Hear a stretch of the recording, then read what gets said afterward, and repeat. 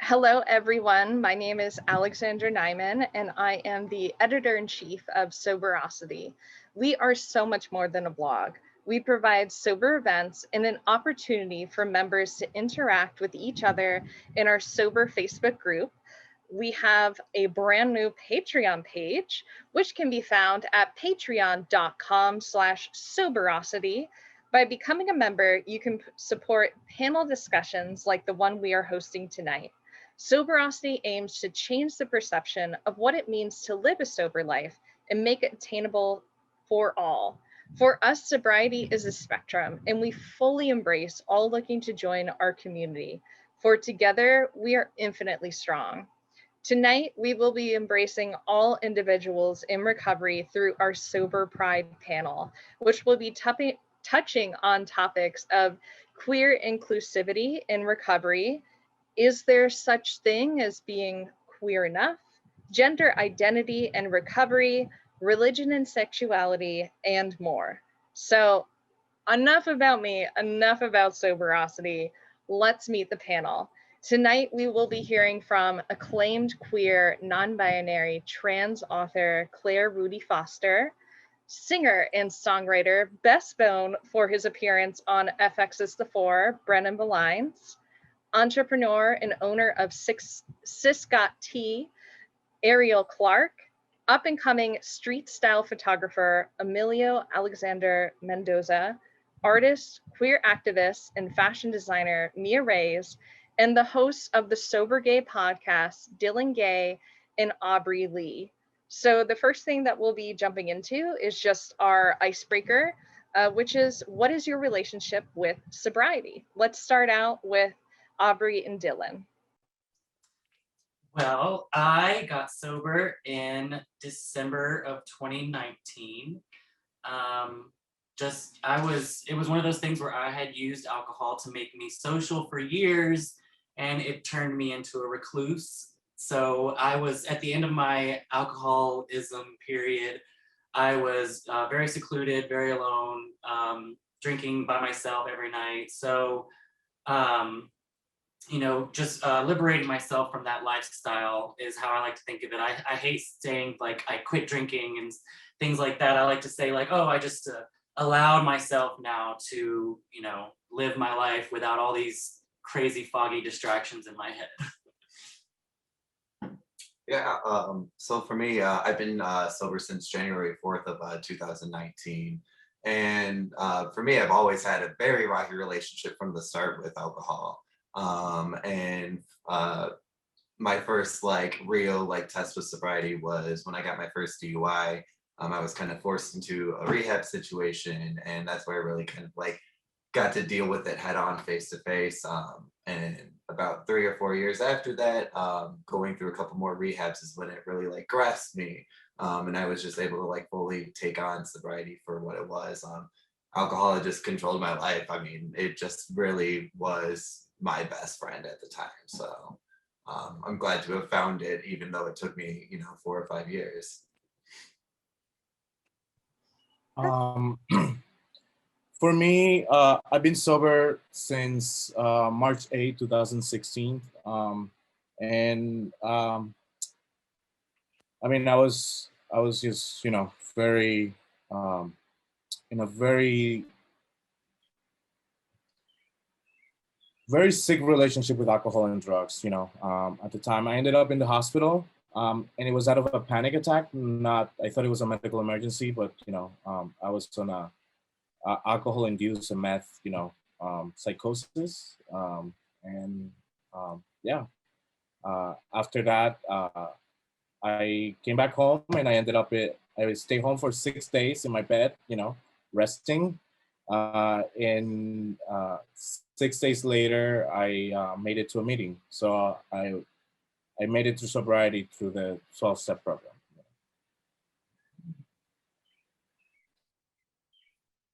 Hi, everyone. My relationship with sobriety is a little bit different. I am fortunate in that I have never had a problematic relationship with alcohol or drugs. I just grew up in a family where it wasn't emphasized at all. There was no alcohol in our house. It wasn't emphasized, it wasn't brought into our home, and that was completely by choice. And so for me personally, my relationship with sobriety is I am working to open a sober, safe LGBTQ space in Louisville, Kentucky. And I'm doing that through my tea business.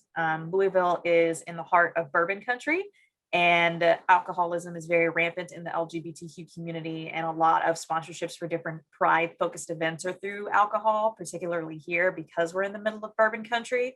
And so my relationship with sobriety is creating that sober space. I am sober by choice. I don't have an exact date for my sobriety because one day I just was like, why do I drink? This isn't pleasant. It doesn't taste good. It doesn't do anything for me.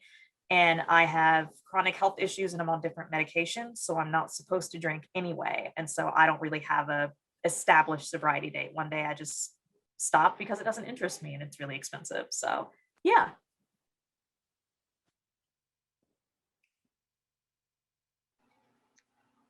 Mia, feel free to take it away and share your experience. Sure. Hi, everyone. My name is Mia. Nice to meet you all.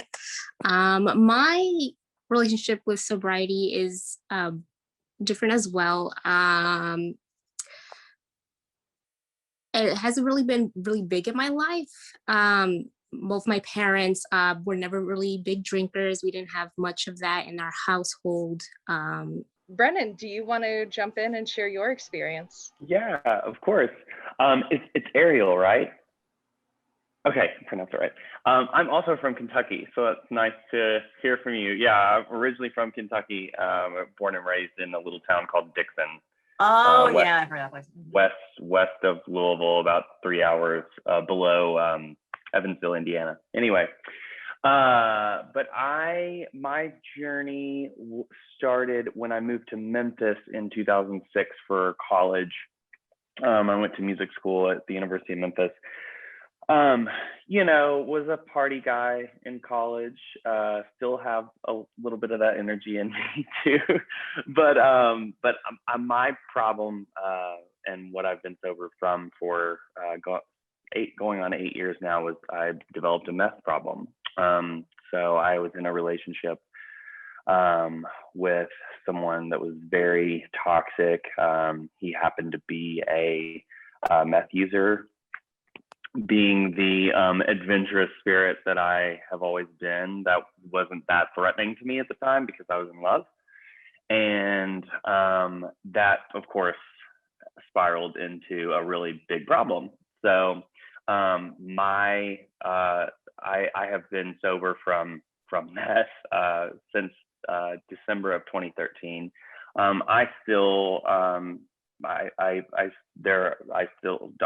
Never had an issue with alcohol or marijuana or things like that. So I'm not 100% sober, but there is certainly meth took a big part of my life that I had to curb. So yeah, like I said, it's coming up on 8 years. I also, in that time period, found out through the whole relationship and such that I was HIV positive. So that like compounded my usage.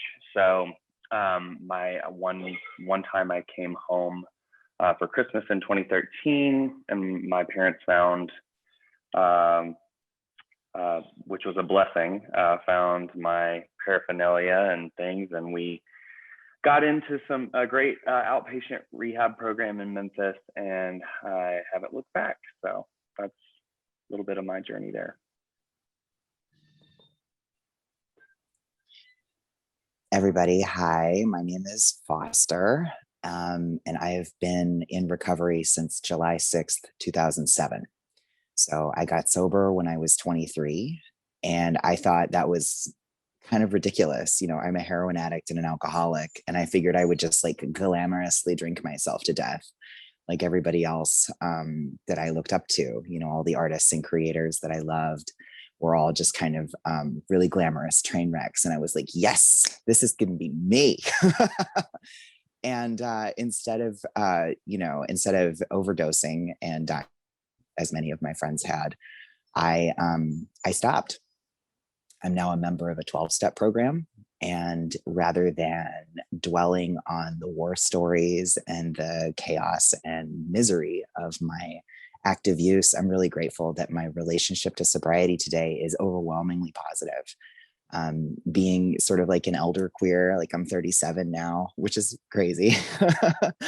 With more than a decade of sobriety, like I have an incredible life today. I can speak with integrity.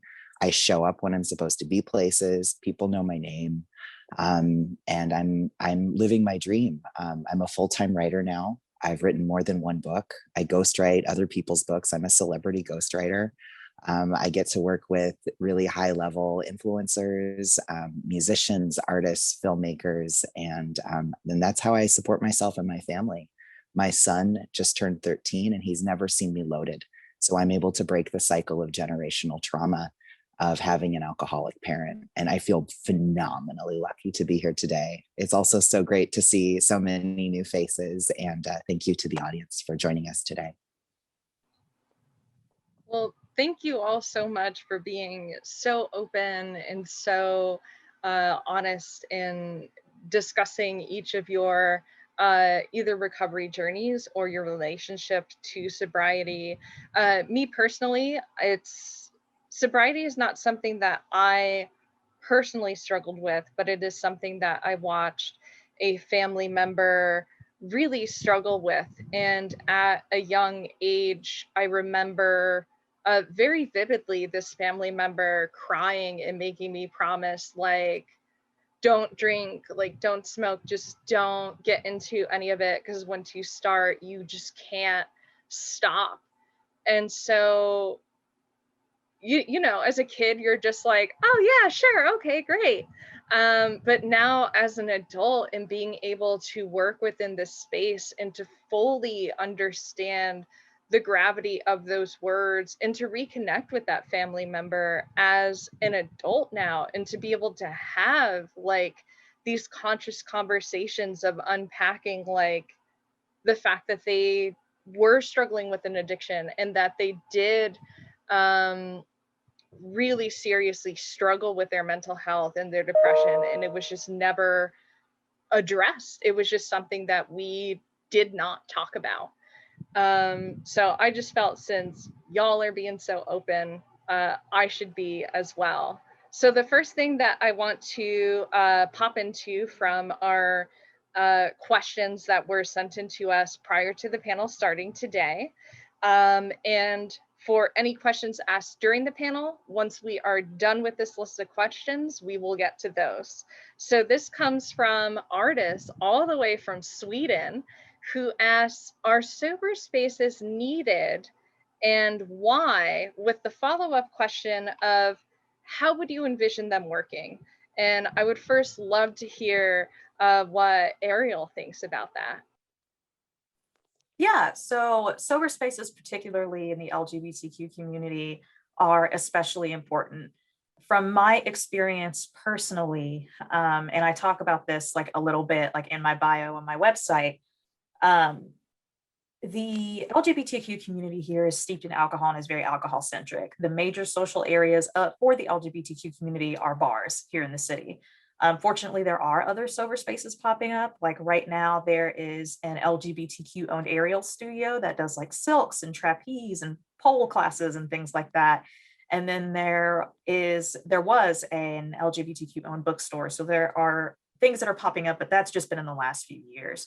And so in my journey personally, being a young queer Black woman in a majority white, majority cis het neighborhood, excuse me, good gracious, allergies.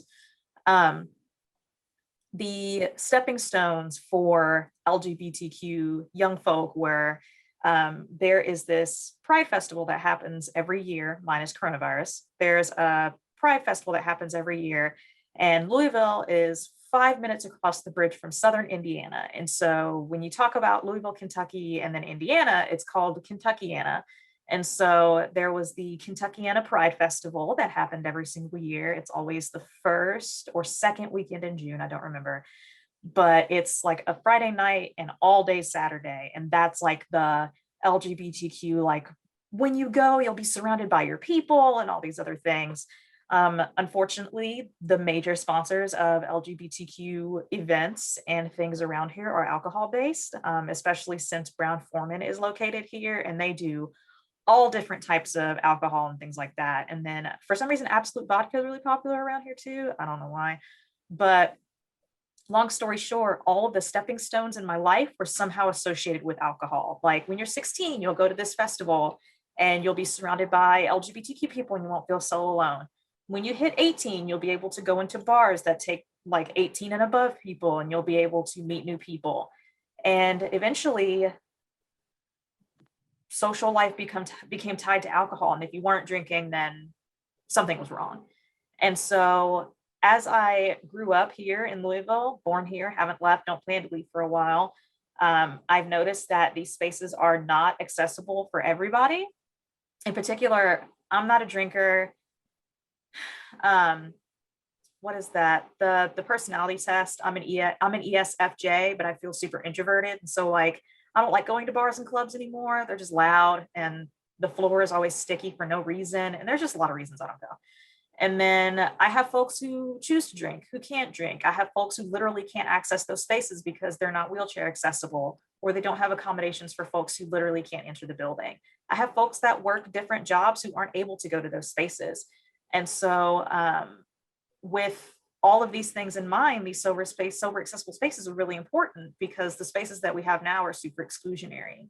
One of the things that I've learned owning and running this business is that alcohol is everywhere and you can't escape it, but you never hear a peep about recovery services. And so one of the things I noticed is that there's these alcohol advertisements anywhere. And then you also can't go into grocery stores around here without seeing either alcohol or beer or everyday products that have alcohol in them, such as mouthwash, extracts, things like that.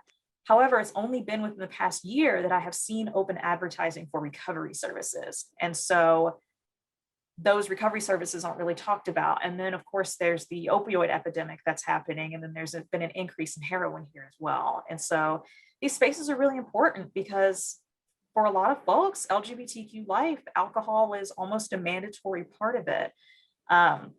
A lot of us come from trauma, and a lot of folks use alcohol as a way to cope, as a way to heal, as a way to ignore the trauma that they're having, and they don't have anywhere else to go, or they don't have any other solutions. And for me personally, I drank because my friends drank, and then I drank because it made me more social. I forgot about all the trauma I was having in my life. It made me really pretty. It made me desired. So these sober spaces are really, really important so that people can get the resources that they need to be able to heal from trauma, to be able to start recovery services or be aware of recovery services and be around like-minded folks who are practicing sobriety. And these spaces are just really important for social gathering and to get resources and to connect with like-minded people. And in terms of what those sober spaces look like, they can be all different types. So for instance, I own a tea business, and mine is going to be, once a physical location opens, it's going to be cafe style. And you'll be able to rent out like the cafe area to do events and things like that.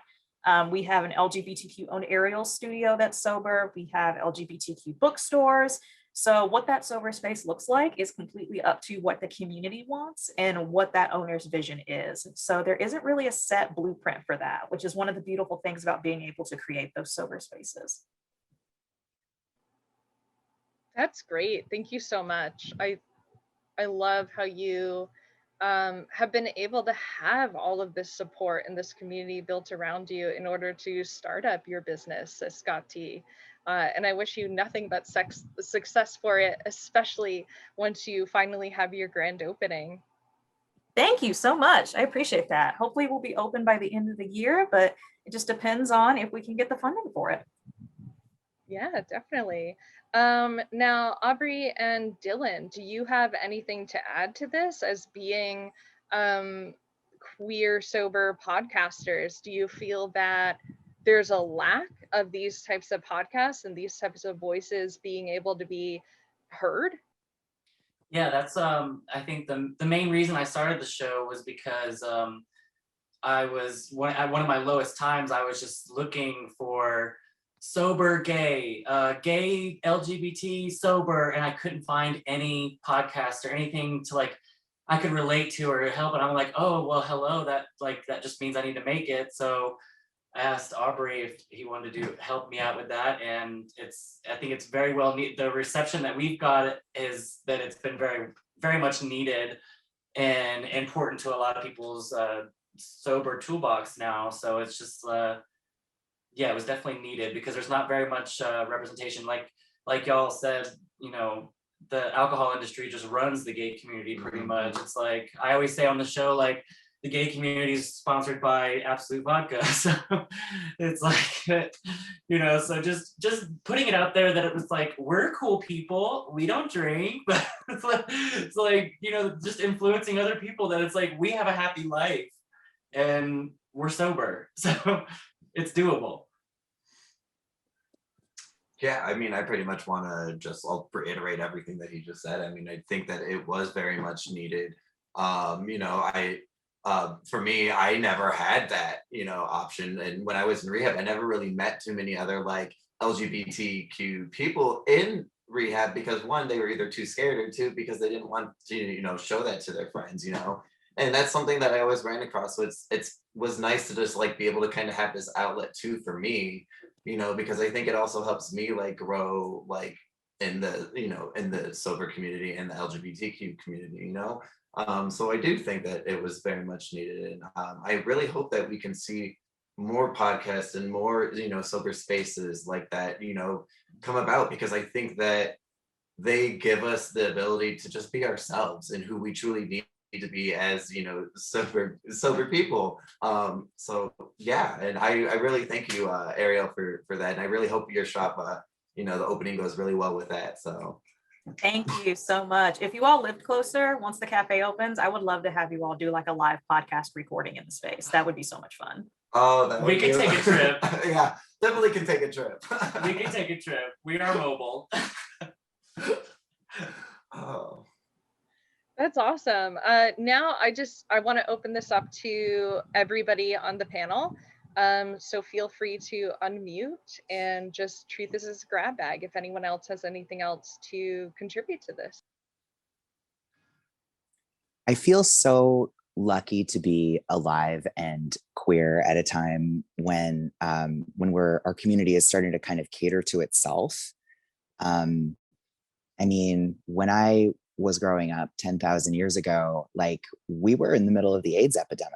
You know, there used to be a lot of queer spaces. You know, the idea that you would have a town that didn't have a gay bar or a gay bookstore or whatever, you know, gentrification and capitalism have conspired to erase a lot of queer-centered, you know, LGBTQ spaces. And so it's interesting seeing how our community is rebuilding and claiming new space in this period of time. I live in Portland, Oregon, which is, you know, advertised as being very queer friendly, but like we're at the top 5 in the nation for LGBTQ related hate crimes.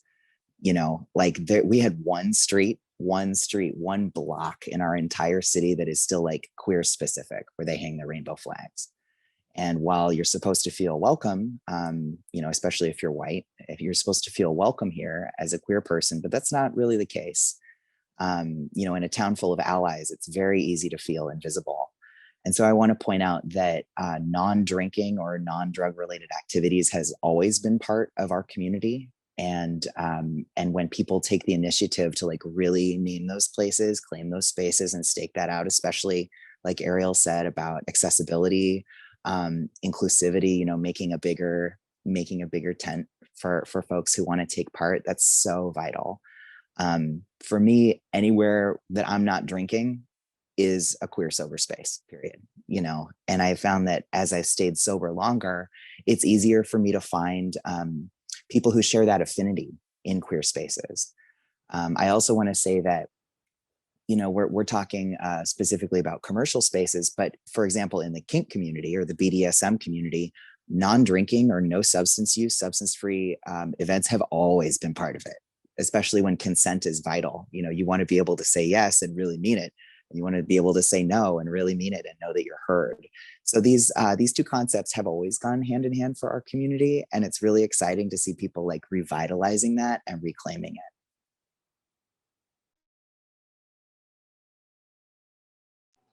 Yeah, I definitely look forward to kind of touching on that again once we get to the questions within the Zoom, because we have some really interesting ones from a user named Ash that will definitely bring this theme back up front and center. And then the last question that we have from artists is, how can we advocate and organize more efficiently as a community if in theory there were more sober LGBTQIA plus spaces? Let's start with Arielle and then we'll do open floor. So for me, handling these types of events and bringing together all of these folks, it's been all about partnership for me. So for those of you who cannot tell, I am Black. Happy Juneteenth, blackity black black, hence the earrings and all that good stuff. So with my thing has always been I have my parents, my grandparents, everyone in my family line has been a victim of generational oppression and white supremacy. And so for me, I actively fight against that every single day. And I wrestle with the guilt of feeding into capitalism with my business, but that's why I go to therapy once a week. That's fun. So with what I'm doing right now, I have always told myself that if I'm going to be successful, I'm going to take as many people with me that I can, in particular, Black LGBTQ folks, because here in Kentucky, while Louisville is a very progressive city, the Black LGBTQ population is very, very small. And so I grew up really lonely. And so I have quite a few Black owned, LGBTQ owned organizations where I'm like really good friends with the owners. And so I'm very intentional as a business owner reaching out and doing those partnerships. For example, we are one of the epicenters of the Black Lives Matter movement because Breonna Taylor happened in my city. I remember the day that it happened. I remember the day that the protests started, and I live about, I would say 5-10 minutes from downtown, and I could hear not the bombs, but like the sound grenades and all of that stuff and the helicopters that were flying over. And there is an individual in the community. Her name is Felix. Felix has been at the epicenter of this whole entire Black Lives Matter movement, whether it's staging protests, doing rental assistance, calling out problematic business owners and things like that. She has been at the center of it all in some way. And she is a friend of mine, and I intentionally try to communicate with her, and we partner on events. Another individual that I work with, her name is Farron. She owns a body positive, fat positive organization called Love Thy Belly. And we have partnered on an event. She actually wrote the foreword of my book, and we've partnered on an event that unfortunately had to get canceled due to dancer sickness, but there is a Black owned LGBTQ owned dance studio here as well. And so we all created this event, and we wanted to do a fat positive, body positive dancing workshop and talk about the history of African dance and how it relates to modern dance trends of today. And so with Sis Got Tea and Love Thy Belly, we called it Sis Got Belly, a twerkshop series. And the tickets sold out in like 48 hours. Like I said, unfortunately, that canceled and then the pandemic happened. But being really intentional about those partnerships as a business owner and making sure those partnerships are public and uplifting the folks that are also doing the work is extremely vital. There are tons of others that are in the movement along with me. There's folks like Talisha Wilson, who's been also at the very epicenter of the Black Lives Matter movement. There's Taylor Ryan, who runs a nonprofit called Change Today, Change Tomorrow here in the city that does so much work with low-income Black folks. Like, it's been amazing watching her grow. And so you have to be intentional about those partnerships. Unfortunately, the intentionality and the publicity of that intentionality is very rare because not a lot of folks have sobriety on their mind. There's this trend that like, if it doesn't apply to me, then I'm not going to mention it or think about it, that kind of thing. So as a business owner, you have to be intentional about saying like, this is a sober event and partnering with other sober or sober supporting folks. And so you have to be really intentional about that. As a person who looks for sober events and things like that, when I'm not running them, quite frankly, I just ask. If it's going to be hosted somewhere, I will reach out to the event organizers and be like, hey, is this a sober event? Is alcohol going to be present? If it's present, is it going to be in a separate area where like folks don't have to look at it or something like that? So asking those questions and being honest and then giving feedback like, man, I wish this were at a place where I could actually go into the space and feel comfortable. So yeah.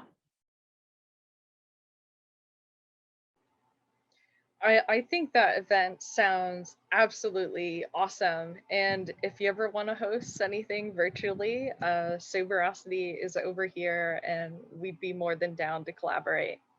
Thank you. Greatly appreciated. I probably, let me get through Pride Month first. and then we can go from there because, woo, let me get through Pride Month and then I have a lot of really good ideas. Totally understandable. Let's open this up to everybody on the panel. Does anyone have anything that they would like to add to this?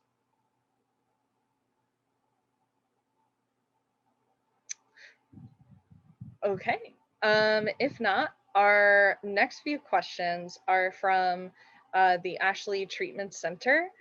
The first question is, how can I find support in an area where I am not fully accepted / people are not willing to understand my lifestyle? So let's start with Aubrey and Dillan. I always say when you're trying to, I think the question is kind of like, how do you find other people like that are like-minded? One of the best tools I've used is going to places that interest you around the same time every day. Something that you are passionate about. You know, if you like to go for a walk, go around the same place and you'll start to see other people that are there at the same time. And just through like the natural movement of how humans interact, eventually a conversation will strike. So I think just stuff like that, just, you know, frequenting places that are important to you, that you feel safe, that you feel comfortable, frequenting those places around the same time, just to like see the same people that are around those places too. I think that's a great way to, you know, feel more, because if you can be yourself around someone, you can feel, you know, more happiness in your life. So I think that's what I got. Yeah, I mean, I think honestly, you know, especially if you're in a place where you can't really, you know, get to a lot of people, or, you know, you're kind of in a small town where not a lot of people are, you know, dealing with exactly what you're going through, excuse me. You know, I think that's what, you know, going on the internet and just finding the resources like this, or, you know, finding podcasts or, you know, other people out there, sober spaces that you can connect to either through Zoom or just through like an online chat, so you can talk to them through that. I think that's very important. And I think that's why we have tools like the internet, so we can connect to people, you know, out there. And it's such a struggle for people because we, you know, it's not very easy to get to one town to another, or, you know, drive maybe 2 or, you know, an hour or 2 to get to, you know, an AA meeting or something like that. You know, it's just, it's not always possible. So I think that we need to look, you know, at these resources that we have right now. So yeah.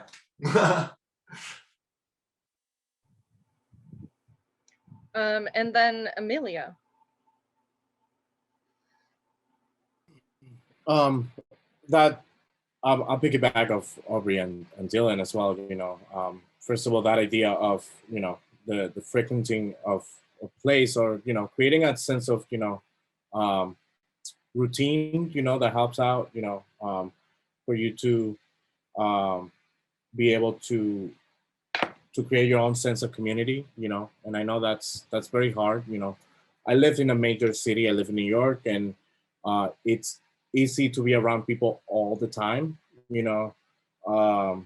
And what Dillan mentioned about, you know, seeing people around the same time all the time, that's very easy to do here, because, you know, on my commute, I will see the same three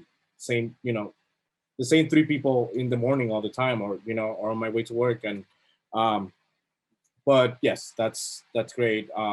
And I also thought of the internet right away, you know.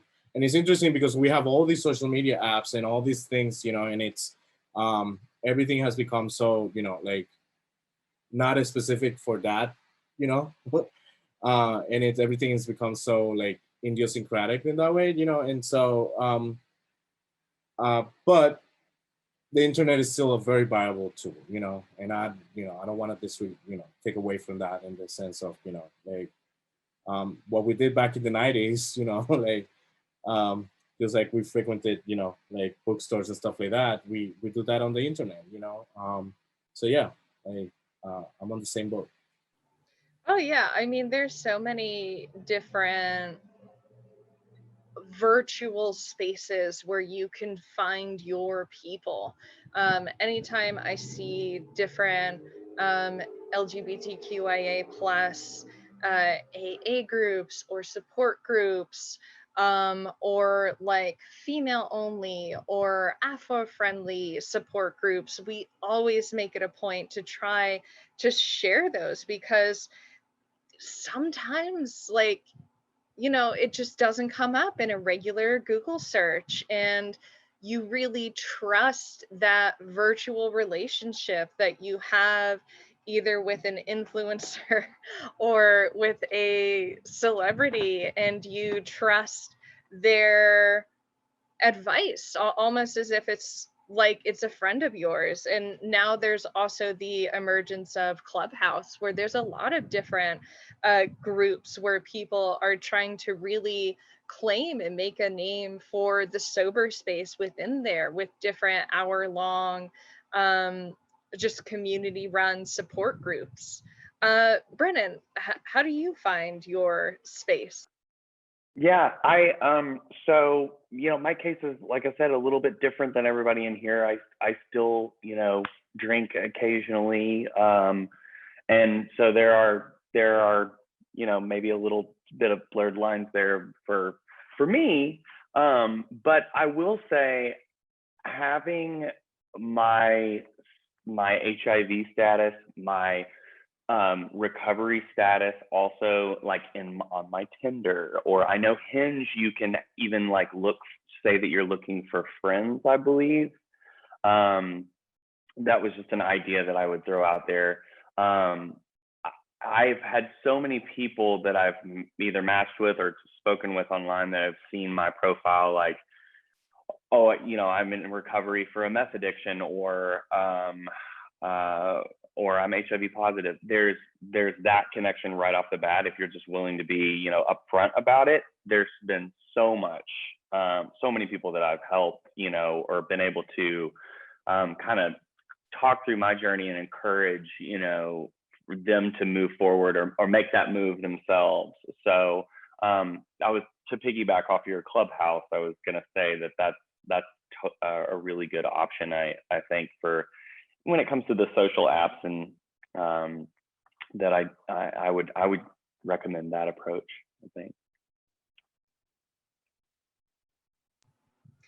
And then Mia, how do you find just people to hang with, especially in this time of COVID?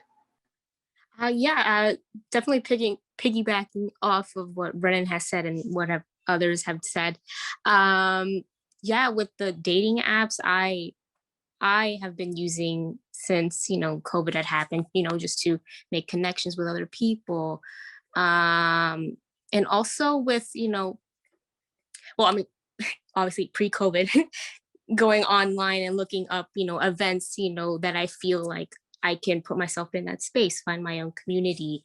I do conventions, so I find a lot of like-minded people, and I make friends that way. A lot of friends, long-lasting friendships that have kind of like, the same hobbies, same interests, has really helped me a lot come out of my shell. I am newly out, so I'm still figuring things out about myself, and finding my people. And I feel like the internet and like these apps, it has truly helped me figure these things out and make friendships. That's awesome. Well, congratulations. Welcome.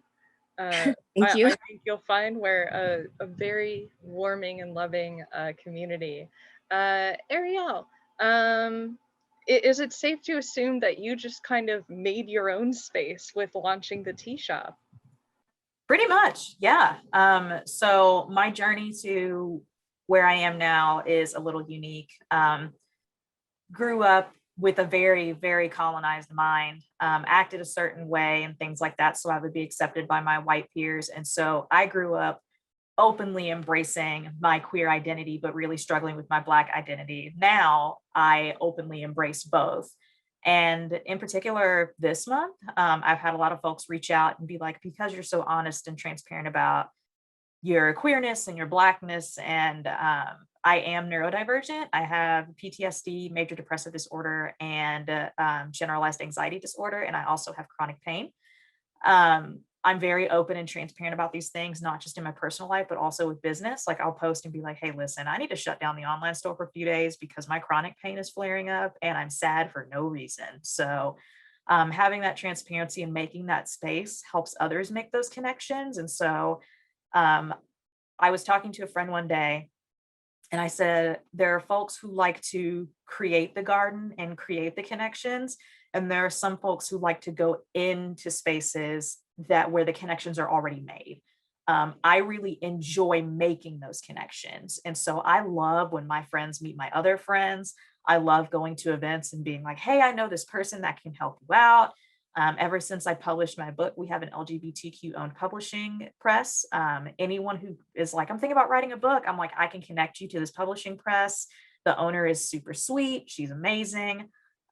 Making those connections by being my whole authentic self and being out and proud about those things. That's how I have created my own community. And then there are others I look up to that are in the community that are powerhouses here in Louisville and all over the country. And so getting to know them and making connections through them has been absolutely amazing as well. And just forming that little niche, being a Black queer person in the South, has been a very beautiful, difficult journey, but it's brought me to a lot of different connections that I've made that I will absolutely never forget. And I have to credit the internet as well. I'm actually dating somebody who lives in Oregon. He's in Eugene. We met through Ciscati actually. And funny you mentioned Portland, Foster, because I was in Portland a couple of weeks ago because my partner got TAP surgery. And so he was recovering in Portland. And so absolutely beautiful out there. Really love it out there. And lastly, Foster, and also congratulations to your partner. That's amazing. I love what I've heard so far. And yes, God bless the internet. I think to respond to the original question, like I didn't start sharing that I was queer so that, I could change the world. I share that I'm queer so that the world doesn't change me. That's me asserting my space. And I try to live that in every aspect of my life. As other people have shared, like to expect the world to beat a path to your door, in my experience, like there is no transgender angel that's going to come down from heaven and be like, oh, a baby queer, I will take you away. Like, wouldn't that be nice? But taking the initiative to build connections with other people, and as others have shared, seeking out those spaces where you can be comfortable, seeking out connections that feel natural to you, or worst case scenario, like kind of starting your own. We have a lot of options in terms of like, if you're kind of dorky like me, you could like start a queer book club, post up in the corner of the coffee shop near you and, put a sign out. I mean, it sounds awkward, but like the fact is that until I started making tracks myself, nobody came to get me, nobody came to save me. And I feel today that I have genuine connections that I can lean on because people know me on my own terms. The internet is great. For me, it's kind of a stopping point to real life face-to-face conversation, which is absolutely unbeatable. That's wonderful. And that leads us to a question that I'm going to direct at you, Foster. And it is, how do I find help or support if I am dealing with gender dysmorphia? First of all, know that you are not crazy. It's real. It's a real thing. Acknowledging it, I think, is the first step for a lot of people. I lived in a body that felt like it was the wrong size for a really, really long time. And I tried literally everything. I tried gaining weight. I tried losing weight. I tried cutting my hair off. I tried changing my look. I tried dating a number of inappropriate people. You know, I found people who loved my body, you know, the way that I wished I loved my body. And the fact is that for those of us who have gender dysmorphia, like self-love is not the answer. Like to me, self-love took me up to a point, and then it's like, yeah, you gotta do the hormones, you gotta do the surgery. You can't self-love your way out of this one. There is a problem that needs to be fixed. So what was helpful for me was talking honestly to a healthcare provider about that. If you don't have insurance, you can go to Planned Parenthood. They are very inclusive, and their staff is all trained not to make assumptions about what's going on with you. You might also try working with a therapist who has a master's in social work and MSW, because they seem to be a little bit more sensitive to the needs of our community. If you're really stuck, you can call the Trans Lifeline and ask for healthcare support or a referral.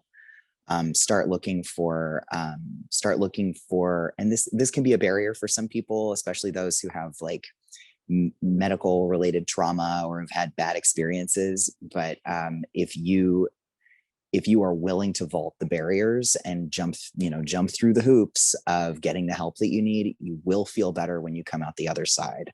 So prior to attempting this, like, make sure that you feel supported in your recovery. Make sure that you've got a community of people, even if it's just one or two people who can support you and help you when you feel scared. But, you know, if you're having these experiences, like, you're not crazy, you're not alone, and there is a solution. There's also quite a few solutions outside the medical establishments. If you feel intimidated by that, just know that there's no timeline for your transition, whatever that looks like. You know, you can be transgender and not change a goddamn thing about yourself. You know what I'm saying? You can change the part in your hair. You don't have to change your name. You don't have to change your pronouns. You are valid regardless of what you do or do not do. Locally, to me, they also take phone calls, I think, from everywhere. But OHSU's gender clinic in Portland, Oregon, if you call their front desk, the number is listed on their website. You can talk to someone who has lived experience and who can give you some common sense advice. When I was in the contemplation phase of my transition, I'm like, why isn't this binder enough for me? Why do I want to die every day? Why? I called them and I was like in tears. I'm like, I'm in my 30s and I'm afraid I'm too old to do this. And the person who answered, I know, oh my goodness. The person who answered the phone said, honey, we have a patient who is in her 70s who just got a new vagina, and she is tooling around town in her Cadillac right now. She is happy as a clam. So like, just like with recovery, you're never too old. Like, there's no timeline. Like, it's just about what you can handle. And since I'm, like I said, a nerd, I really recommend this book. I've been really getting a lot out of. It's by Reed Vanderburgh, who is a trans man who has been sober and came out in the 80s. So Reed is a trans elder, and he wrote this awesome book. He's a former therapist, is retired now. He wrote this incredible book called Transition and Beyond: Observations on Gender Identity. And he talks about how recovery and transition are parallel processes, whether it's coming out as queer or transitioning as a trans person and getting sober. These processes are really, really similar. So if you're, if you're willing to do what it takes to be happy and to love yourself, like, the resources are there, and you're not by yourself.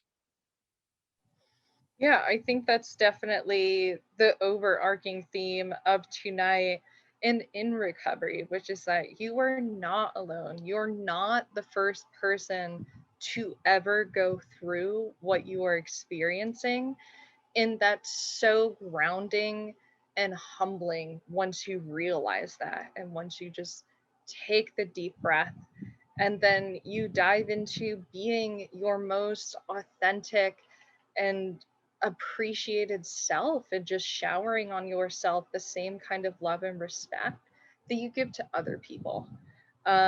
which leads us next to our next topic, which is, what is your experience with recovery and heteronormativity / cisnormativity being a prevalent barrier for the LGBTQIA community? And we also had, I'm going to butcher this. I'm not sure if it's Stev or Steve. So I apologize, friend. Thank you so much for tuning in. But they say, how do you view the hetero and gender normative language and policies within the 12-step program, such as the use of he/him for God, or the separation of males and females in sponsorship in newcomers' foam packets? And how do you think we can affect change within the 12 steps to be more inclusive? So for anyone who has gone through this 12 steps, please just feel free to chime in and to bring your insight in this. I did want to point out that this week, the General Service Office in New York City approved changing the words men and women to people in the preamble. So we do make progress. I understand that the steps are only suggestions and that we are encouraged to interpret them as we can. Each group is individual. So if you go to a group where people are separated by gender, question that at the business meeting. Talk about it, bring it up. If it bothers you, say something. Mm-hmm. And then Emilio, absolutely, anything to add? Because I know that you had went through the program. Yes, just like Foster said, I just went to a meeting a few days ago, and they were rummaging trying to find a new preamble because it had changed just recently, and I found that really really amazing. And then like it's interesting to deal with the idea of heteronormative like notion, and because we're so in it all the time, it's hard to try to escape it and realize how to move outside of it, but I think just being conscious of it allows you to pinpoint those moments and things where the idea of heteronormative, like I'm 34-year-old man who comes from like a developing country. There are things that are put upon me that I have to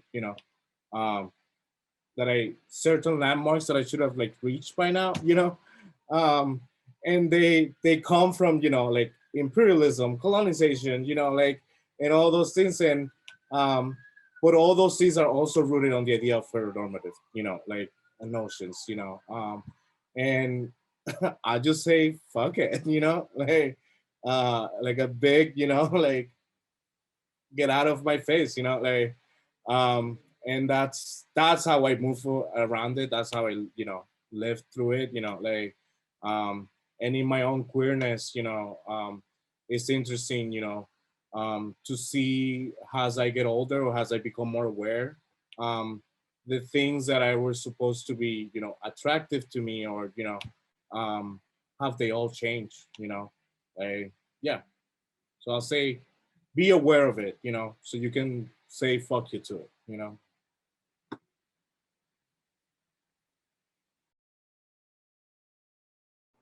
So we actually have Jack, who is here and who has said that they have something that they would like to get off their chest. So Jack, I'm going to allow you to talk.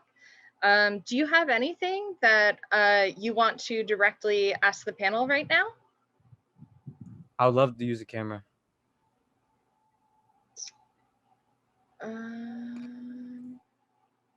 Okay, I have temporarily promoted you to panelist. Welcome, Jack.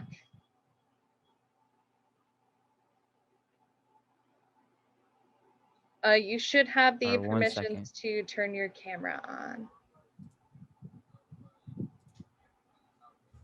Okay. You're up. I got an idea. I got an amazing idea. Wait, let me just do this real quick. Hear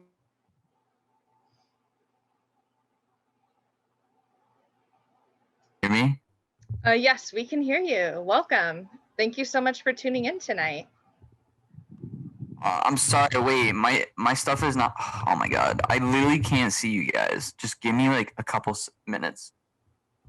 Okay, I will put you Yeah, back. can you like to give the just an question to somebody attendee. else? Like my thing's not working. Okay, and then we will come back to you. But raise your hand when you're ready again.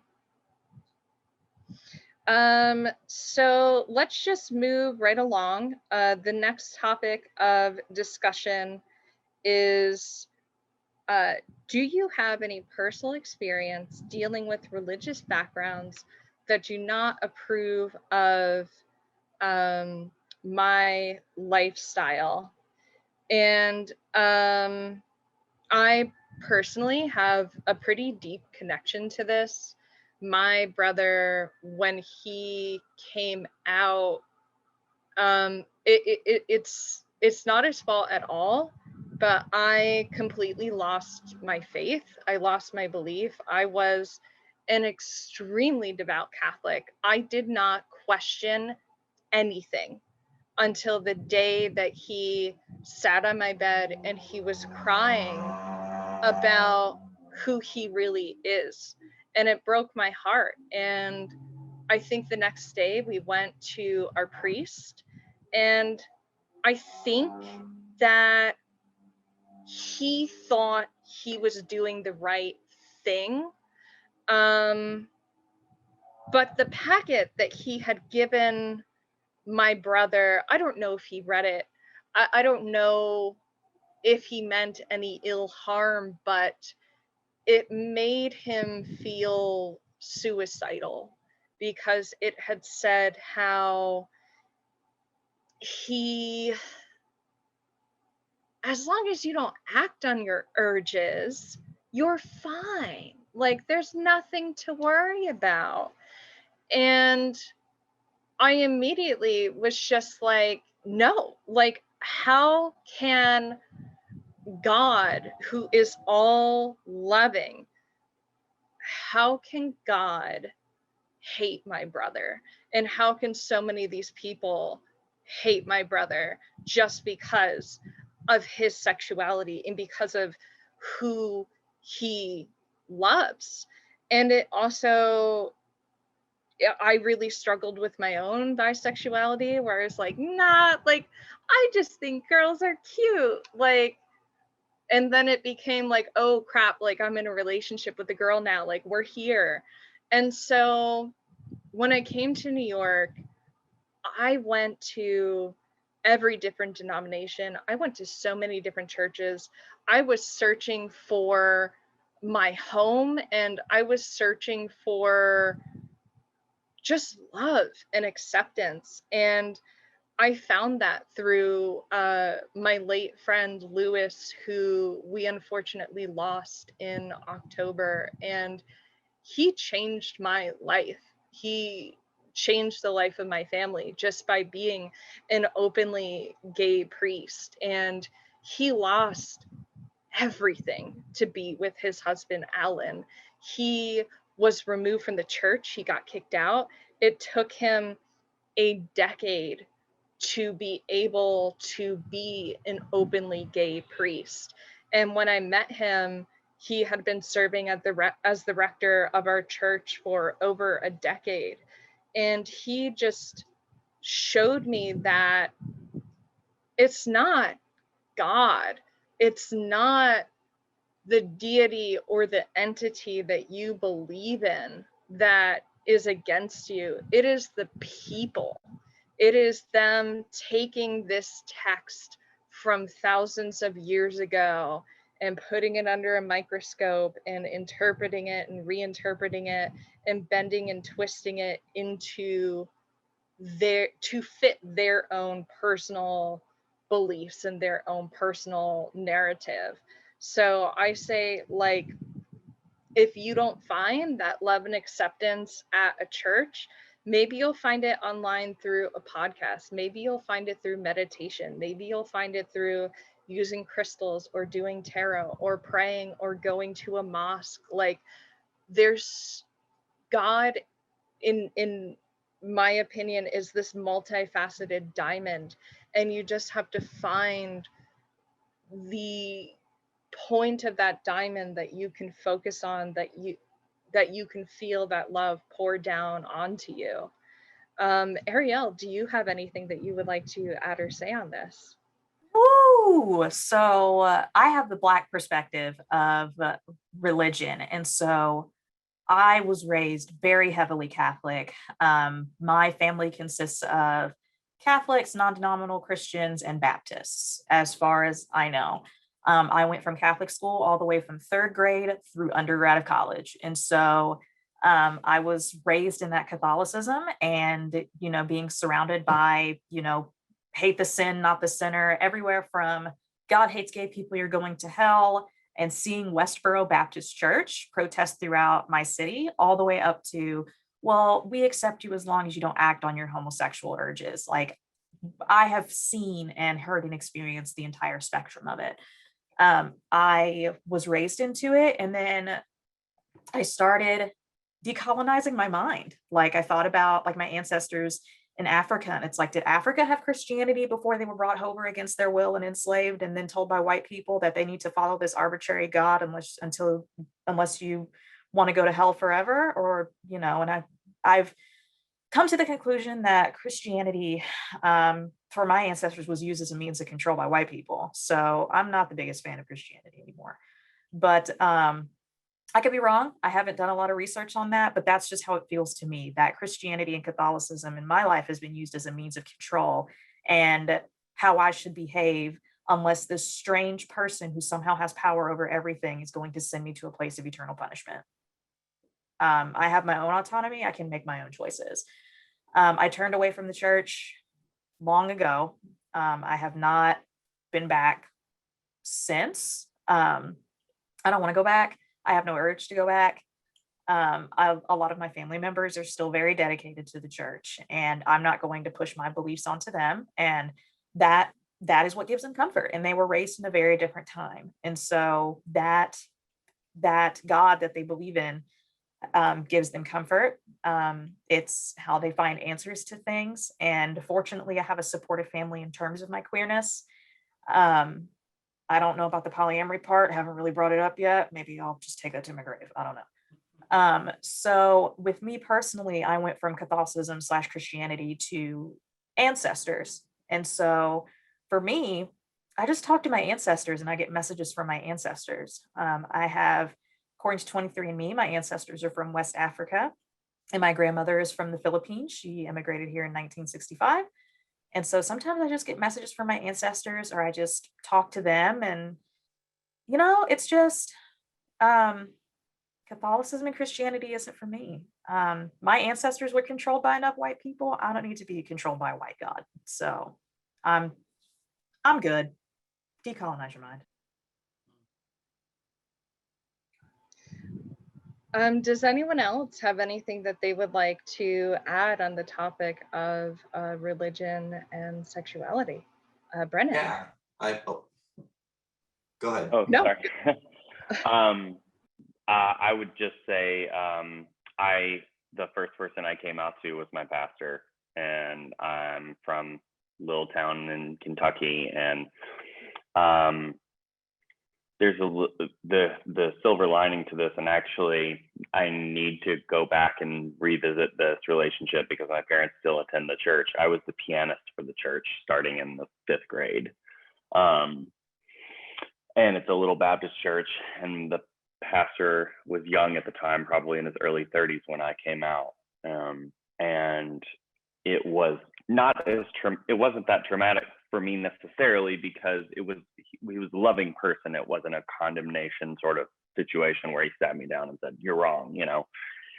And now years later, I believe there's a little resolve to that, because he's actually reached out to me before to want to chat, and I haven't accepted that invitation yet.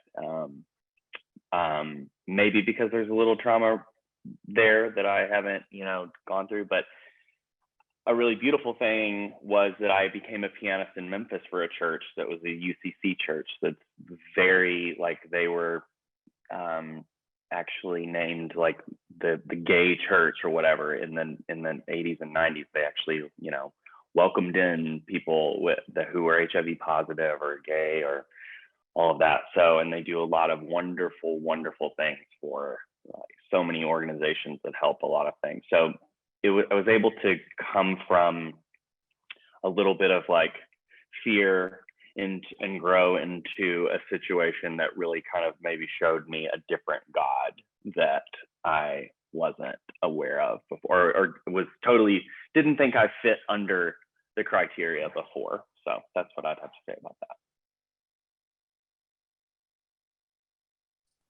Cool. I was just adding to all of that is, you know, I think we gotta like really realize this, like, don't be a part of something that makes you feel less than who you are, you know? Don't join something if you don't feel like they are gonna accept you.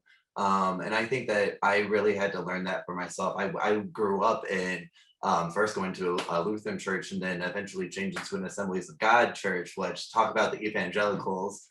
They're crazy, and they tell you, I mean, they pray. I remember being 10, you know, 11 years old, and having people praying over me, like saying, take the gay away from him, you know, like, don't let this be a part of him. Like, and I'm sitting there crying, and, you know, I do have a lot of PTSD from that. I mean, just having, you know, adults 30, 40 years old telling you that you're wrong when you're 10, 11, 12 years old, trying to get this out of you, you know, it hurts, and it is a use of control, you know. It is the way that they are able to control you as a person, and I am glad that I was able to get out of that, you know. And there are good Christian churches out there that do you know, accept you for being an LGBTQ person, or, you know, you being for who you are, you know, being sober, you know. They don't judge you for being an alcoholic, which is something that I would have gone through if I was still a part of that church, you know. Like, I can't be an alcoholic because you are of the devil if you're an alcoholic, you know. So I think it's just, you really just gotta find the right niche for you. And for me, I found going out into the middle of nature in the forest and being by water is just where I'm at peace and where I find my true happiness. And I don't need to talk to it or, you know, whatever. I just need to sit in that moment and just feel the feelings. And that's what makes me happy for who I am. Yeah, when I was growing up I was born in Memphis and raised in a town like 2 hours north of Memphis, very Southern Baptist raised. I remember my brother actually came out before me. He's 5 years older than me.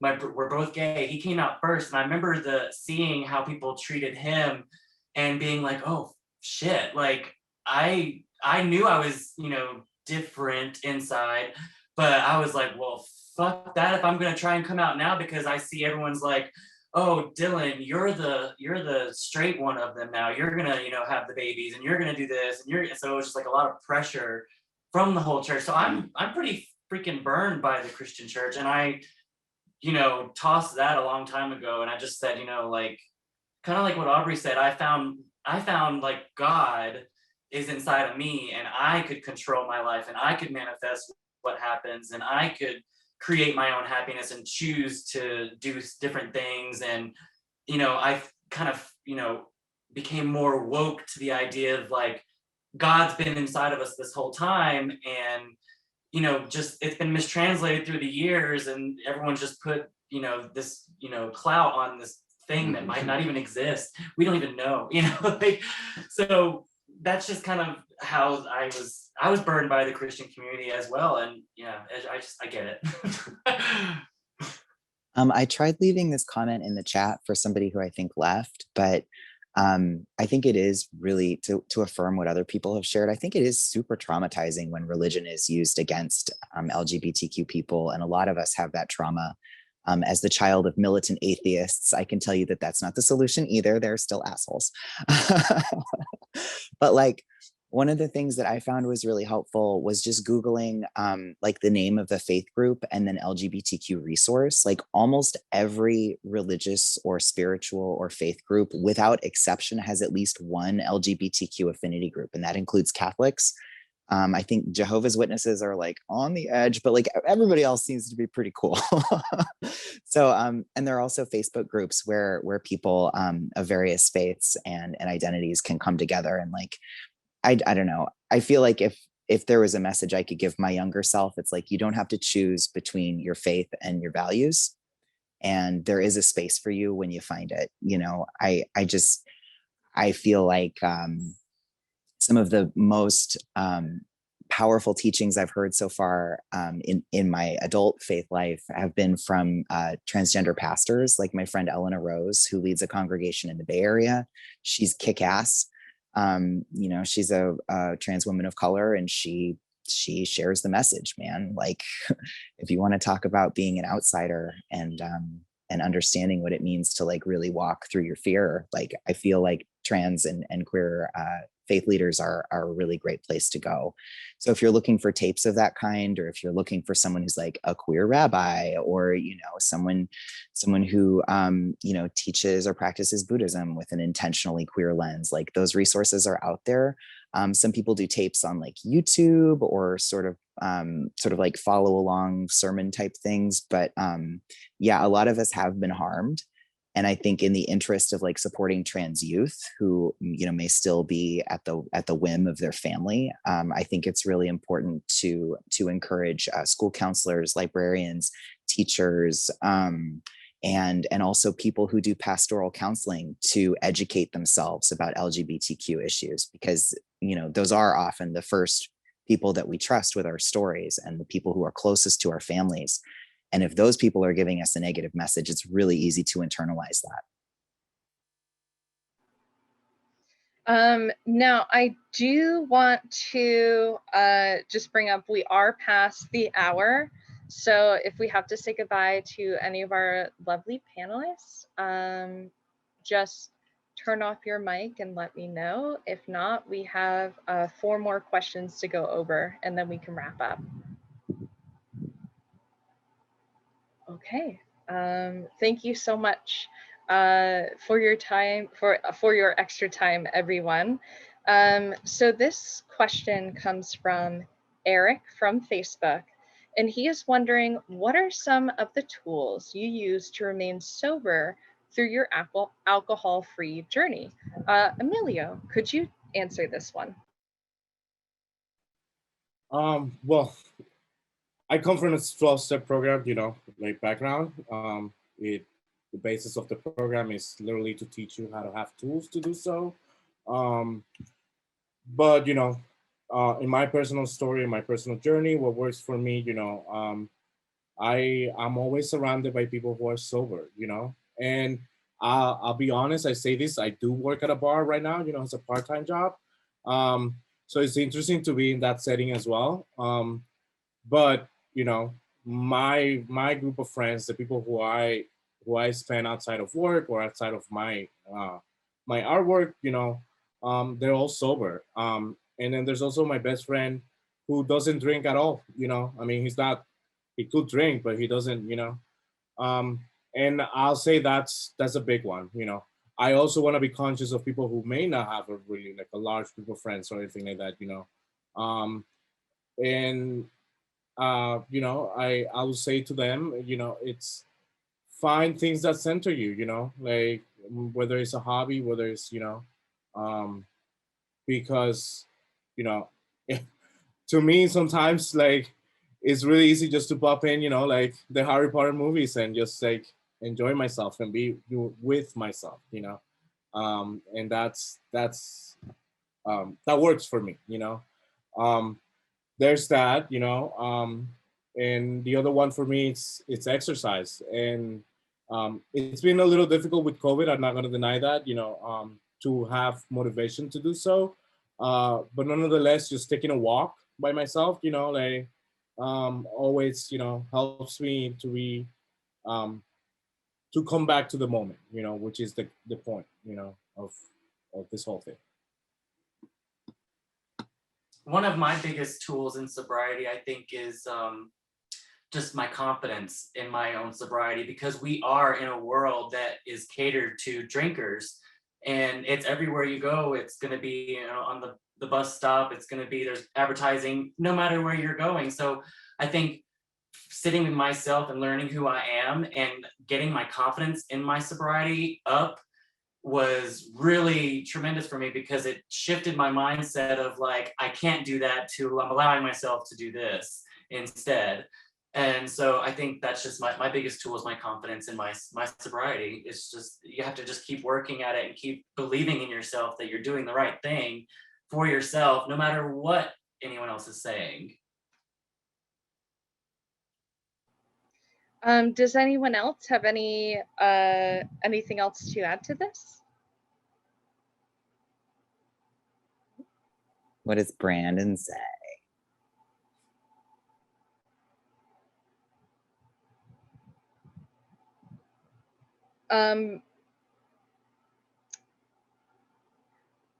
Let's see. Okay, so we have this. Sorry, I'm trying to keep track of all the different chats happening live. Okay, so we have a question from Ash, which is, how do you find international sober LGBTQIA+ events? And how do you cope with attending non-sober Pride events? What I would like to offer as a resource is Gay and Sober. I believe they are located in the UK, and they do put together and curate a list of different internationally based sober events. They also have a couple of different sober online meetups. I've also noticed that mentioned in the chat as well. You can find them on Instagram. It's always a great time. Does anyone else have any international resources that they might be able to offer? No, okay. And then I believe this is geared towards Foster from Regina, which is, what's one thing you would say or piece of advice to someone who didn't realize they were queer till they were older or in a young upcoming queer? Oh, a baby queer. Well, you can be a baby queer at any age.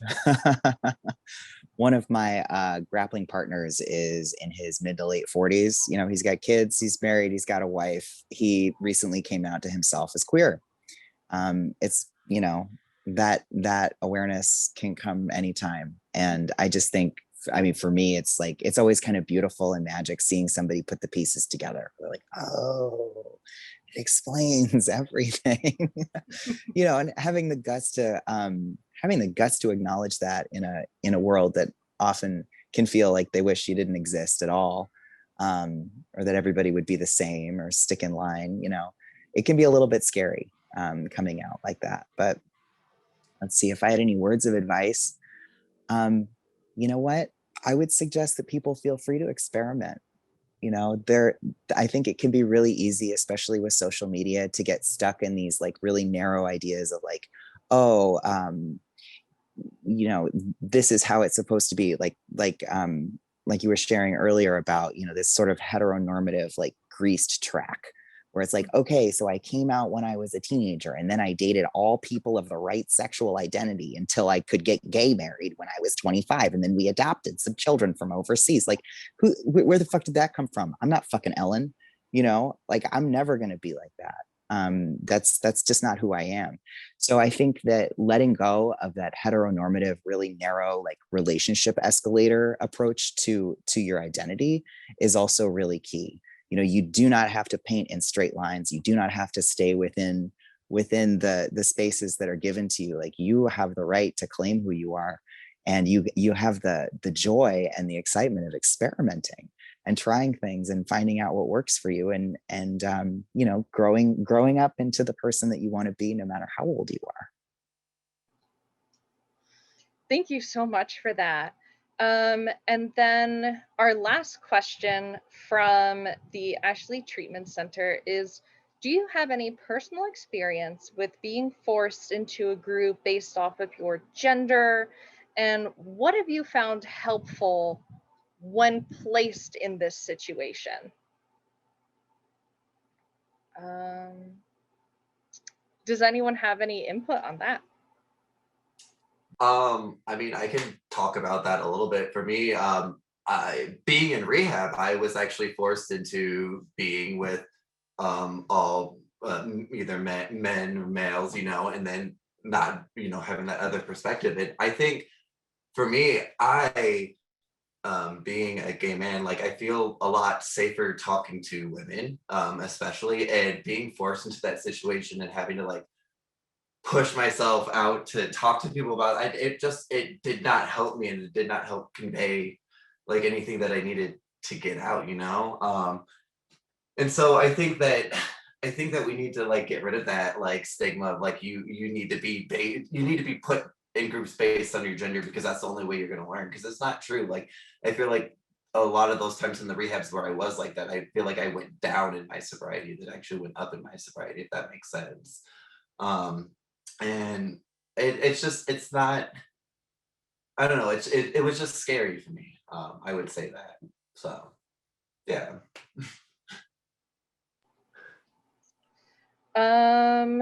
Okay, so we will do this question from Stev, and then we will do our last question of the night. So this question is specifically for Arielle, and it is, how do you approach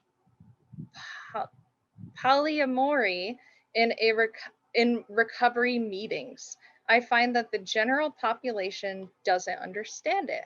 I tend to merge my partners in sharing, but recently faced a lot of questions while going through a breakup from fellow recovery folks who were confused to see me with my other partner.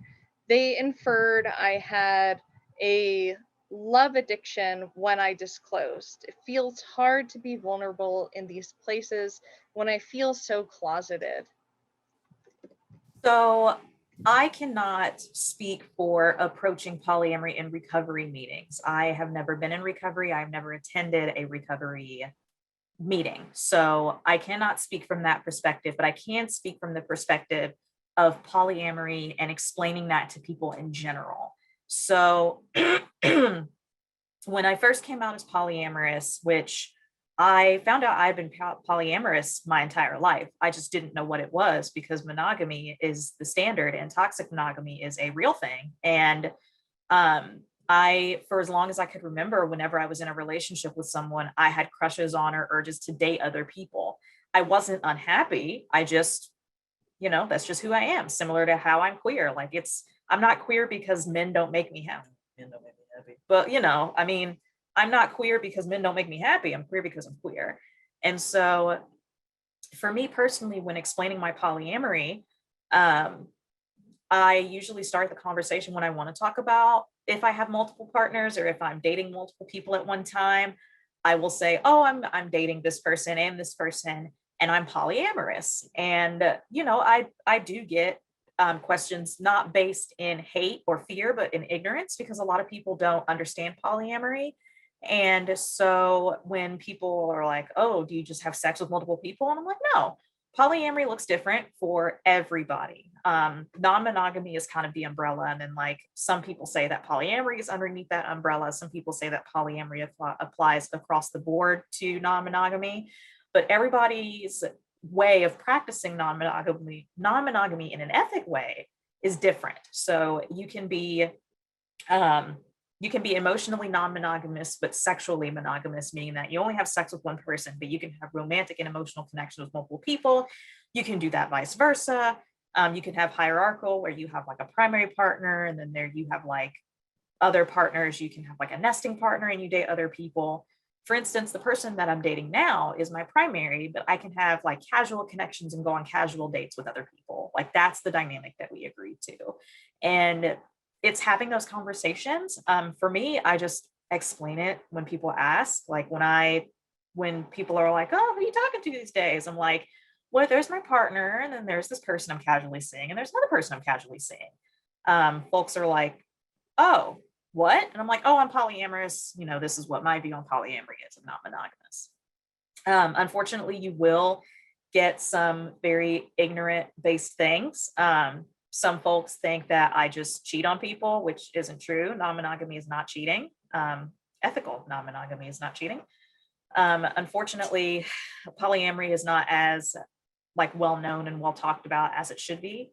And so in terms of having those conversations, I most recently came out as polyamorous. It was like, came out as queer, and then like 20 years later came out as polyamorous. And so I'm still navigating that myself because a lot of folks don't understand polyamory. And for me personally, I'm turning 30 this year. And if you can't accept my polyamory, then I've got enough stuff I've got to fight every single day.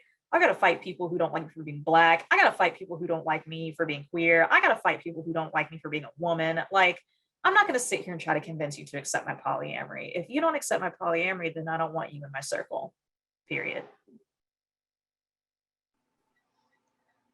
That's awesome. Like, I love how you just live so unapologetically as yourself. I think that's something that we all really should take away from that and to work to embrace that. As I'm sure y'all have seen, we have gone way past what we had allotted for. A huge thank you to Aubrey, Dillan, and Arielle for sticking around to the bitter end. If you guys want to follow up and find Emilio Mendoza, you can find him on Instagram at, let me pull it up, E_a photo. And if you felt inspired by Brennan Villines and his story, you can follow Brennan on Instagram at Brennan Villines. That's BRENNANVILLINEX. And we also, unfortunately, Foster had to jump off. You can follow them on Instagram at CRF_PDX.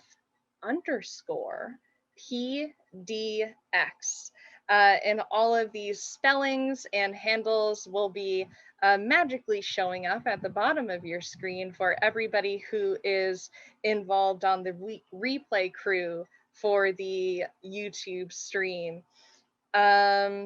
And if you want to stay in touch with Mia and see some of her wonderful art, you can follow her on Instagram at Mia Artificial.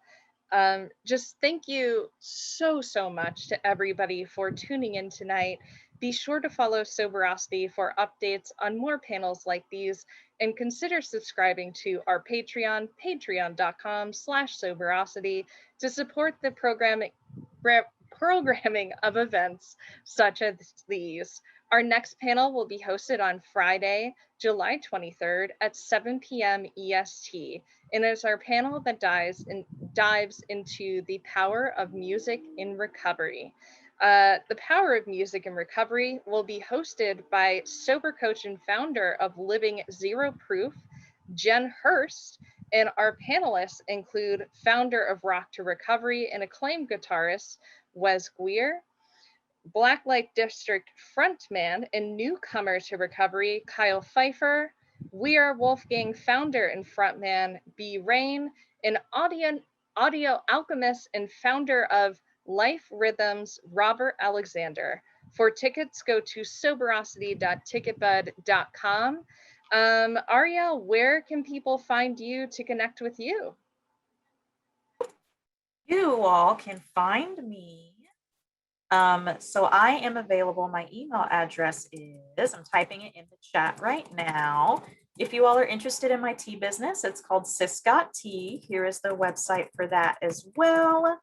And then also on the Sis Got Tea page, we are raising funds to open a physical location. And so there's information there. We have an online store where you can buy all different types of teas and merch and things like that. So feel free to take a look at that. We're also on social media, but if you all want to connect for any reason, I just posted my email address in the chat. So let's connect. If it takes me a little bit to answer, I do work full-time and I do Sis Got Tea full-time, and I have to manage my chronic pain and stuff. So like, give me like 48 hours, but there's all my information. I just posted it in the chat.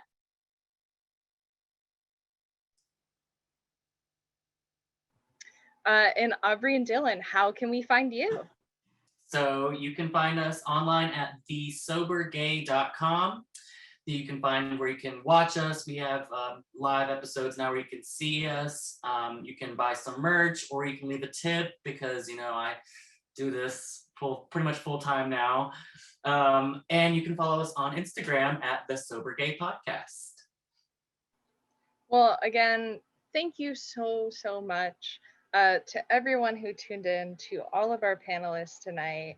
I really appreciate your openness, your honesty, your vulnerability, and for just being able to help us provide such a safe space for those seeking these questions. We had a number of different treatment centers tuning in, where they had people who are not only new to sobriety, but some of them are new to accepting their gender identities and sexuality. So I hope that for anyone tuning in tonight, that hopefully this helped you to discern whatever it is that you're going through, and to just know again that you're not alone.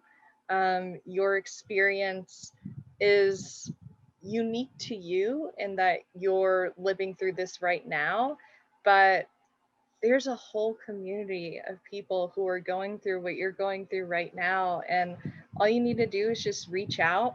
Our DMs for Soberocity is always open at the Soberocity. So if you are looking for resources, if you're looking for advice, if you're looking to connect with any of our panelists that were featured tonight, feel free to message us there and we'll put you in touch with them. And again, thank you so much. I'm going to log off the stream, and have a good night.